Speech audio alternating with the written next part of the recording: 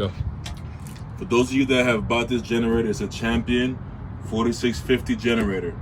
You might be watching a lot of YouTube videos and you don't know why your generator is not starting, okay? First, you put the oil in, right? And it says to connect the battery, but when you open this compartment, there's no connections for the battery. You got your oil in there, you put fuel and it's still not starting. It's because the battery is on the opposite side.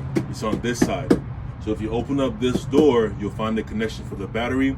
Once you connect it, you're gonna have power to your generator. That's your tip for the day.